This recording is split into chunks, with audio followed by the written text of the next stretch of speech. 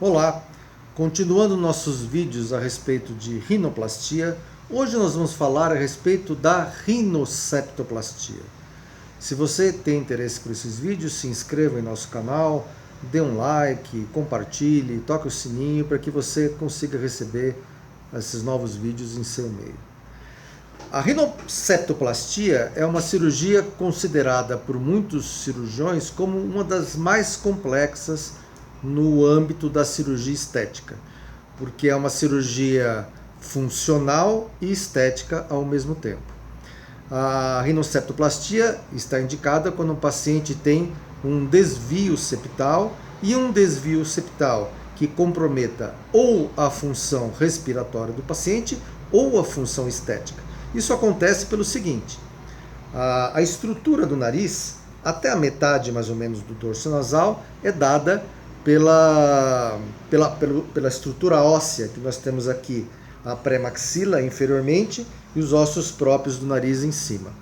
Mas da metade da pirâmide nasal para frente, a estrutura da pirâmide nasal se dá pelas cartilagens laterais superiores, pelas cartilagens laterais inferiores ou cartilagens alalares e pelo septo nasal.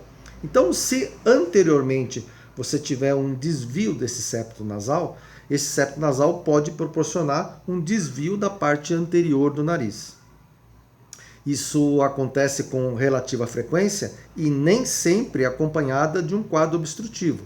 Você pode ter um desvio do septo, o nariz estar lateralizado, sem que isso, de certa forma, prejudique a respiração. De qualquer forma, se existe o desvio e está de alguma forma comprometendo a qualidade de vida do paciente, existe a indicação de se fazer uma correção cirúrgica. Uma outra coisa que é muito comum vir junto do desvio do septo são as hipertrofias dos cornetos nasais. A hipertrofia do corneto nasal, em geral, ela se deve a um quadro alérgico, onde você vai ter um corneto mais pálido, aumentado de tamanho, ou você pode ter o que nós chamamos de uma hipertrofia vicariante de corneto, que é um termo técnico que significa o seguinte: quando você tem um desvio do septo nasal, esse lado para onde o septo está desviado, em geral o corneto ele fica mais comprimido e menorzinho de tamanho.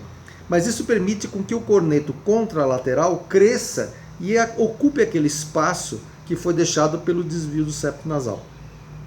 Isso faz com que muitas vezes o lado que está contrário ao desvio seja mais obstruído até pela essa hipertrofia vicariante de corneto do que o próprio desvio. Isso é uma questão técnica, mas só para vocês saberem, o paciente saber, que em geral, quando você vai mexer no septo, você precisa mexer muitas vezes no corneto também para equalizar essas diferenças que existem em função do desvio septal.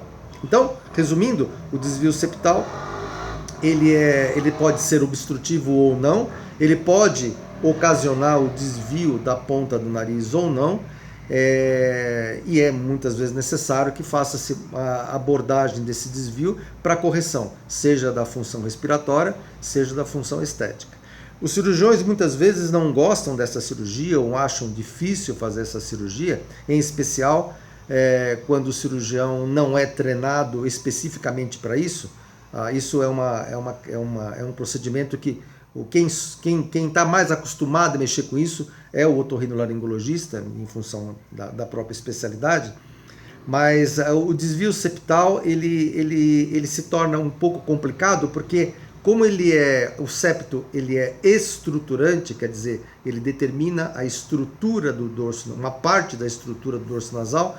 Se você faz uma abordagem muito invasiva nesse septo, isso pode ocasionar eventualmente uma deformidade até do dorso nasal. Quer dizer, você só pode mexer no septo se você tiver treinamento e habilidade para isso e souber o que você está fazendo. Do contrário, você pode deixar um desvio residual por ter medo de mexer muito no septo, ou então, se você for intempestivo e mexer demais, pode até ocasionar, por exemplo, um selamento do dorso nasal, o que é uma complicação não tão rara assim de se observar, né? Se você tem alguma dúvida, Deixe os seus comentários que a gente responde os e-mails para vocês depois. É isso aí.